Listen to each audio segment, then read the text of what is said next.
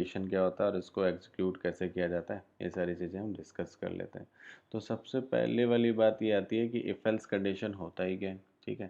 देखिए टेक्निकली ना if belongs to true, अगर कोई चीज़ कोई भी कंडीशन है, ठीक है, अगर वो ट्रू होगी तो इफ़ वाला पार्ट एग्जीक्यूट कर जाता है। इसका जो कंडीशन होगा अगर वो ट्रू होगा तो हमारा जो प्रोग्राम है वो एग्जीक्यूट कर जाएगा, ठीक है। एक और चीज़ यहाँ पे सीखने वाली है कि इफ़ जो है वो विदाउट एल्स एग्जीक्यूट हो सकता है, लेकिन एल्स जो है वो विदाउट इफ एग्जीक्यूट नहीं हो सकता। देखिए इफ़ बिलोंग करता है ट्रू को और एल्स बिलोंग करता है फॉल्स को, जैसे कि अभी मैंने आपको बताया, ठीक है। लेकिन अगर मान के चलते हैं कि कोई कंडीशन हमने इफ़ दे रखी है, ठीक है, तो हमें नहीं चाहिए कि हमें एल्स होना चाहिए, ठीक है, लेकिन अगर एल्स है तो इफ़ का होना मैंडेटरी है। अब लेट्स सपोज की कंडीशन होती क्या है और कैसे एग्जीक्यूट होता है वो थोड़ा सा हम समझ लेते हैं। जैसे मैंने आपको बताया, पहले ये बताना पड़ेगा कि डेटा का टाइप क्या है, तो हमने बोल दिया डेटा का टाइप इंटीजर है और यहाँ पे मैंने वैल्यू ले ली लेट्स सपोज 98, ठीक है। अब मैंने क्या करा, इफ़ कंडीशन लगाया। इफ़ का मतलब क्या है समझिए, यहाँ पे इफ़ का मतलब है इफ़ अगर ये होगा, क्या होगा, क्या होगा, ए की वैल्यू मोर देन 90 होगी। अच्छा, दूसरा यहाँ पे ना एंड का सिंबल आता है। एंड का क्या मतलब होता है, एंड का मतलब होता है कि एंड का मतलब होता है कि कोई भी चीज़ जो है वो ट्रू होनी चाहिए, दोनों ट्रू होनी चाहिए, मतलब ये भी ट्रू होनी चाहिए और इसके बाद जो मैं डालूंगा वो भी ट्रू होनी चाहिए, बोथ ट्रू होता है। और का मतलब होता है एनी ट्रू, मतलब दोनों में से अगर एक भी ट्रू है या जितने भी है उसमें से एक ट्रू है तो चीज़ एग्जीक्यूट हो जाएगी। तो यहाँ पे क्या है कि 90 से अबव होनी चाहिए और वैल्यू जो है वो less than is equal to 100 होनी चाहिए। मतलब क्या है, 91 92 100 तक कुछ भी नंबर हो तो ये एग्जीक्यूट हो जाएगा। तो अगर ऐसा होता है, अगर ऐसा होता है तो क्या हो जाए, प्रिंट हो जाए। प्रिंट में मैं जो भी कराना चाहूँ, प्रिंट ही नहीं मतलब कोई भी टास्क, मैंने यहाँ पे टास्क दे रखा है कि यहाँ पे प्रिंट हो जाए, क्या ए की वैल्यू प्रिंट हो जाए, है ना। या तो मैं कोर्स में एक और चीज़ लिखा देता हूँ, यहाँ पे मैं लिखवा देता हूँ value of A is more than, क्या, more than 90 and less than is equal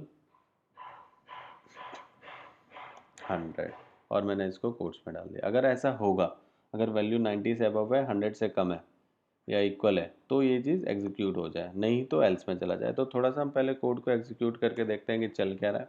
जैसे मैंने एग्जीक्यूट कराया तो वैल्यू क्या है, मोर देन 90 है, तो कंडीशन ट्रू होगी। लेट्स सपोज मान के चलते हैं कि अगर हम यहाँ पे दे देते हैं 90 भी दे देते हैं, ये बोल रहा है 90 से अबव, हम 90 दे रहे हैं। जैसे हमने इसको एग्जीक्यूट कराया, ये मेरे को आउटपुट में क्या देगा, कुछ भी नहीं देगा। क्यों, क्योंकि कंडीशन जो है फॉल्स होगी। तो अब फॉल्स के लिए मैंने क्या देना पड़ेगा, फॉल्स के लिए मैंने क्या देना पड़ेगा, एल्स कंडीशन। और इसमें मैं क्या प्रिंट करा दूंगा, सेम चीज़ है, मतलब ये टास्क है, कुछ भी हो सकता है। Value of A is not more than, मैंने क्या लिख दिया यहाँ पे, नॉट मोर देन 90, 90 से अबव नहीं है। जैसे मैं इसको एग्जीक्यूट कराता हूँ तो मेरा ये वाला एग्जीक्यूट हो जाना चाहिए, ठीक है। तो इफ़ का मतलब होता है ट्रू, एल्स का मतलब होता है फॉल्स। तो अगर कंडीशन ट्रू थी तो इसने ये वाला एग्जीक्यूट कर दिया था, अगर कंडीशन फॉल्स हो गई थी तो इसने ये वाला एग्जीक्यूट कर दिया। तो अब यहाँ बात आती है, क्या दो ही कंडीशन होते हैं, नहीं, बहुत सारे कंडीशन हो सकते हैं, ठीक है। और यहाँ पे आपने एक और चीज़ नोटिस किया होगा कि एल्स की कोई कंडीशन नहीं होती। एल्स समझता है ऊपर वाला नहीं चल रहा है, ठीक है मैं चल जाता हूँ, ठीक है। अगर जैसे मैंने एल्स नहीं दिया था तो ऊपर वाला नहीं चला तो उसने कुछ भी एग्जीक्यूट नहीं किया। अब मैंने आपको एक चीज़ और बोली थी कि इफ़ जो है वो विदाउट एल्स चल सकता है, लेकिन एल्स विदाउट इफ़ नहीं चल सकता। तो अब मैं क्या बोल रहा हूँ, जैसे मैं इसको एग्जीक्यूट करूँगा ये बोलेगा बाकायदा कि तेरा इफ़ का है भाई, दिखाओ मुझे, ठीक है। यहाँ पे बोल रहा है ना कि, यहाँ पे बोल रहा है देखिए, विदाउट क्या बोल रहा है, एरर क्या है, एरर विदाउट इफ, मतलब ऐसा पॉसिबल नहीं है कि क्या नहीं होगा तो मैं चलूँगा, पहले इसको बताओ तो सही। इसको मिल रहा है नहीं चलो, मतलब क्या है, कुछ समझ नहीं आ रहा है ना। एल्स को कुछ भी समझ नहीं आ रहा कि भाई क्या नहीं होगा तो मैं चलूँगा, मेरे को बताओ तो क्या नहीं होगा। तो इफ़ होना मैंडेटरी है। अब यहाँ पे बात आती है कि बहुत सारी कंडीशन होगी तो क्या होगा। तो बहुत सारी कंडीशन होगी तो हम इसमें एल्स इफ लगा सकते हैं। क्या लगा सकते हैं, एल्स इफ़। एल्स इफ का मतलब भाई इसमें भी कंडीशन देना होता है, तो मैंने यहाँ पे कंडीशन दे दी, कुछ भी कंडीशन दे सकता हूँ मैं। तो मैंने यहाँ पे कंडीशन दे दी, लेट्स सपोज कि अगर वैल्यू मोर देन 80 हो और less than is equal to 90 हो तो मेरा कोड एग्जीक्यूट हो जाए।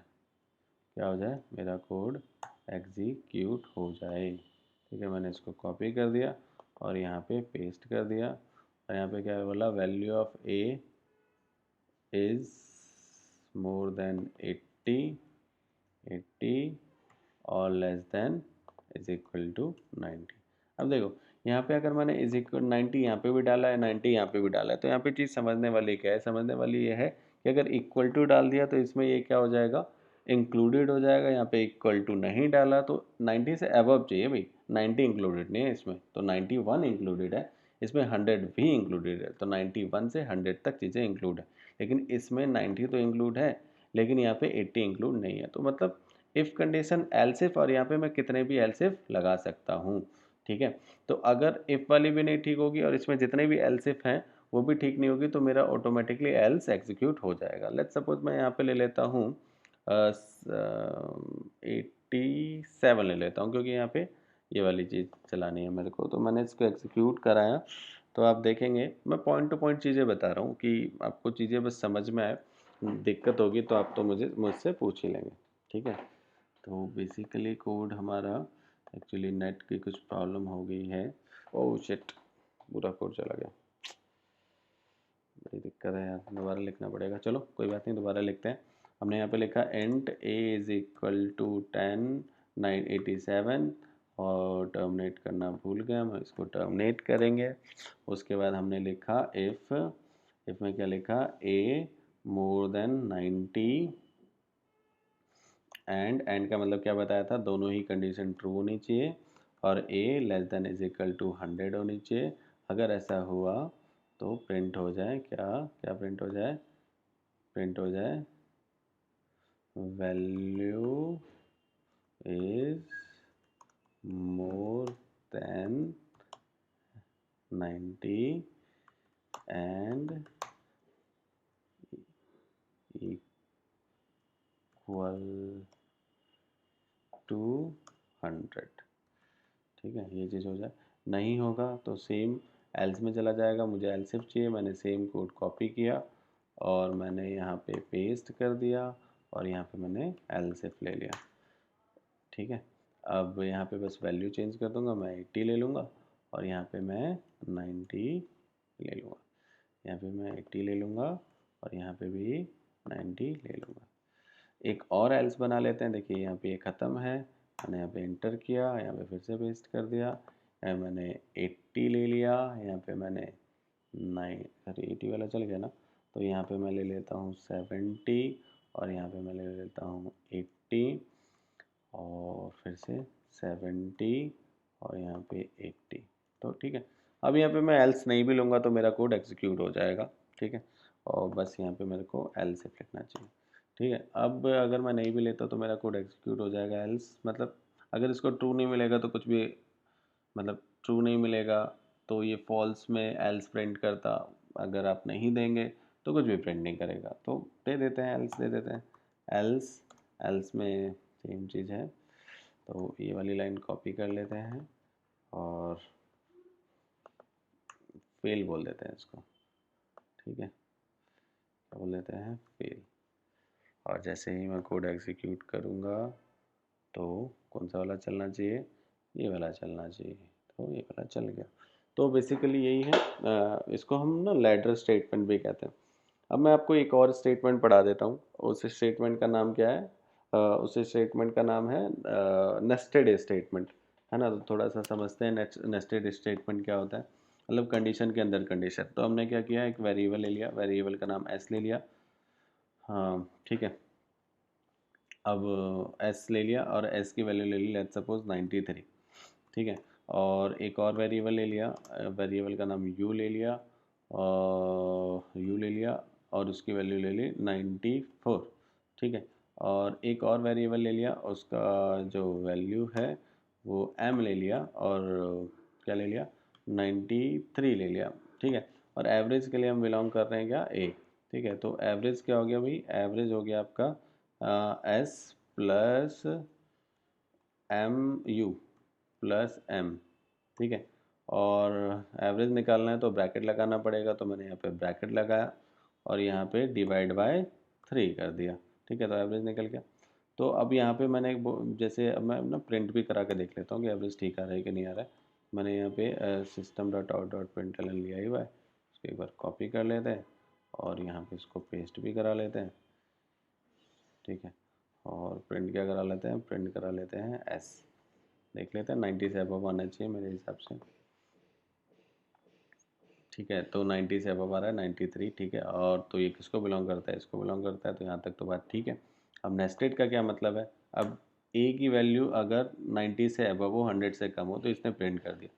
इसके अंदर फिर से कंडीशन ले ली मैंने, कंडीशन क्या है कि जो एस बी है ना वो मोर देन 90 होना चाहिए, ठीक है। और एंड क्या होना चाहिए, एस जो है वो less than is equal to 100 होना चाहिए, ठीक है। अगर दोनों ही कंडीशन ट्रू होती है तो मेरे को क्या करना, आप ये वाला कोड एग्जीक्यूट करा देना, कौन सा, ये वाला, ठीक है। इसको मैंने कट कर लिया और इसको पेस्ट कर दिया, ठीक है।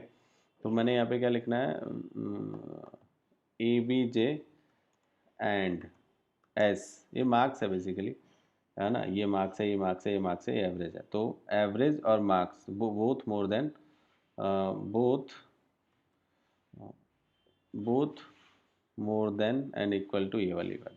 अब ये कंडीशन तो ठीक है, मतलब एवरेज तो मोर देन 90 है, लेकिन जो एस का मार्क्स है वो मोर देन 90 नहीं है, तो इसके लिए हमने क्या डाल दिया, एस, ठीक है। मैं ये करके दिखाऊंगा अभी, और आपको पता ही है इसमें कोई कंडीशन डलती नहीं है क्योंकि ये एल्स स्टेटमेंट है। मैंने इसको प्रिंट कर दिया और यहाँ पे मैंने क्या लिखा,